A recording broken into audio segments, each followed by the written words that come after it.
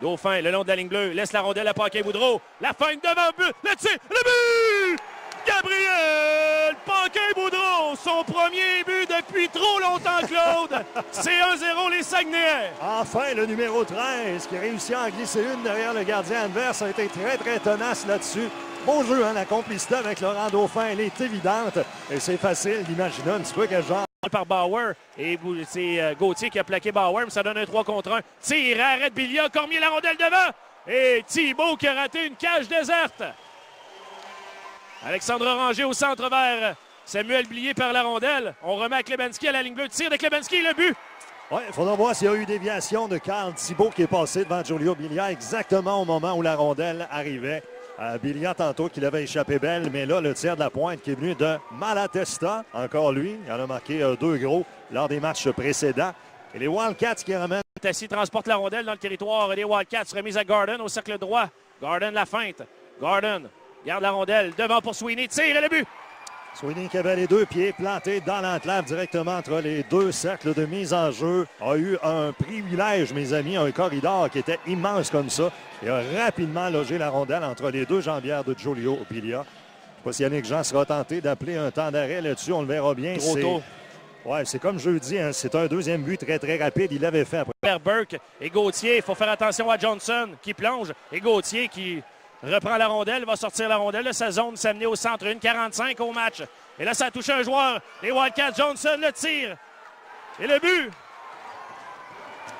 Et ça va être un énorme coup sur les Saguenayens puis leurs partisans.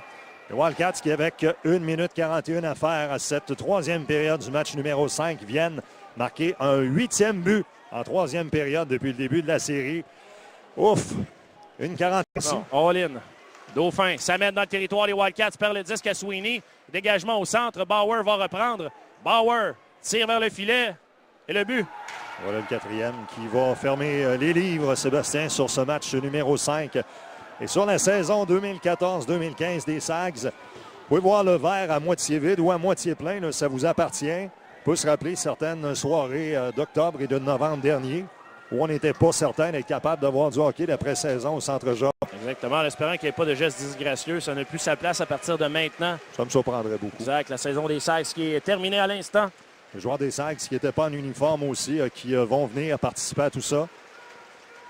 Et en ce temps-là, Claude va se diriger à la hauteur de la patinoire, essayer peut-être d'accrocher quelques joueurs de 20 ans. Merci Claude. Et Yannick Jean, bien sûr, et son point de presse à saveur de bilan de cette saison plutôt bizarroïde dans l'entourage des Sags.